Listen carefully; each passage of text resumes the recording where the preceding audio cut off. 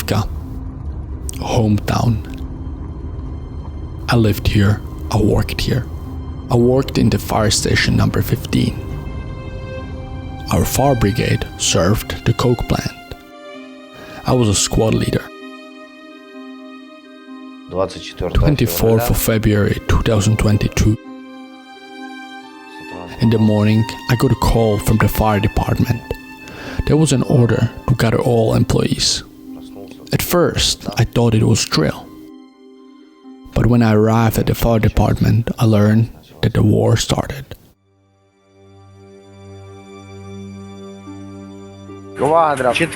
Shopping center Quadro, the building got shelled. There were so many fires from the shelling that we all started living in the fire station. We brought water to the civilians because Avdiivka lost its regular supply.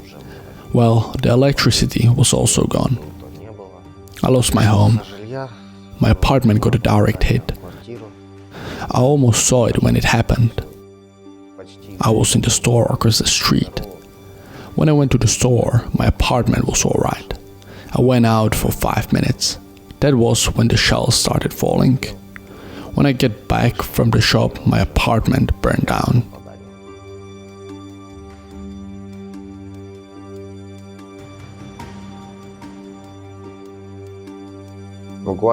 Three months later, the fire brigade was forced to move out from the city because our fire station was under fire. We were on duty outside the city. I did that, but then I got a call from a friend. He was our watch commander and he offered me to work with the ambulance in Avdiivka. I didn't hesitate to accept his offer. We carried the wounded, but also we tried to help people in other ways. We made sure the ambulance was there for the people when it was needed. At that time, there were still many people in Avdiivka. However, I don't know the exact number of people. Evacuation buses were constantly coming to the city to take people out. 4 or 5 buses left every day, completely filled with people. A lot of people left Avdiivka.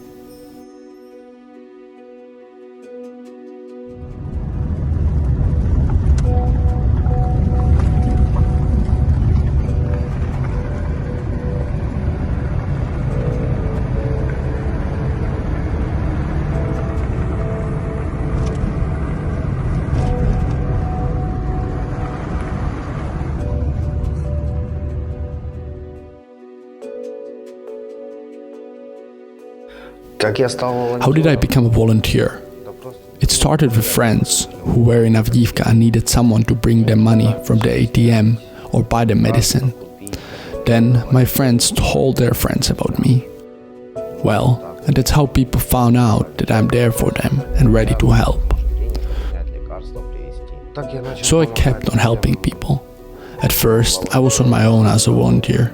When I could, I got humanitarian help and food from other cities and brought it to the town. And people in Avdiivka were happy about it. They said, "Thank you."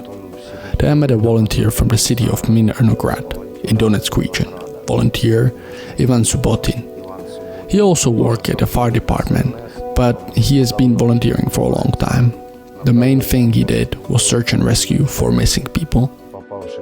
When I joined his humanitarian organization, I officially became part of humanitarian assistance for the residents of the city of Avdiivka.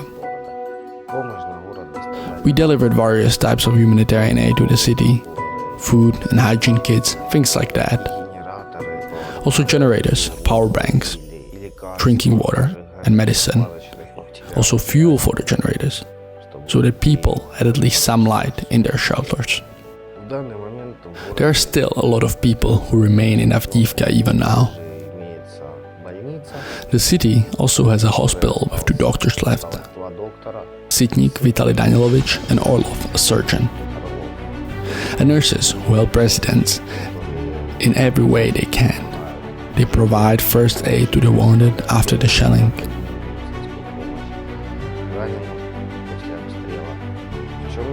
What do people need in Avdiivka? They need hygiene products, food, electricity generators, fuel for the generators, power banks, so people can at least charge their phones and keep on living despite a critical situation.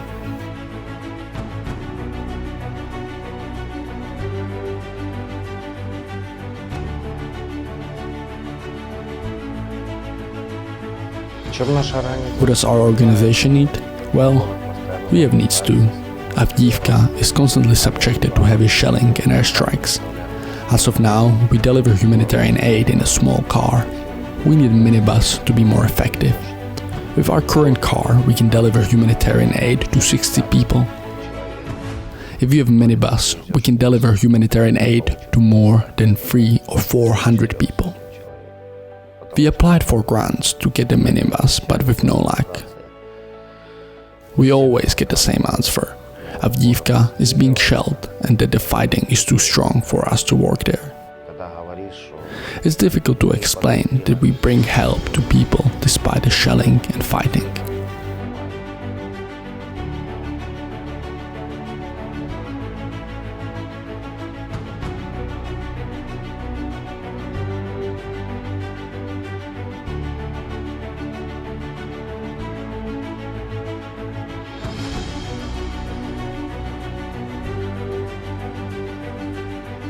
What I would like to say to people who are watching this video, the way I see it is that war is a hardship.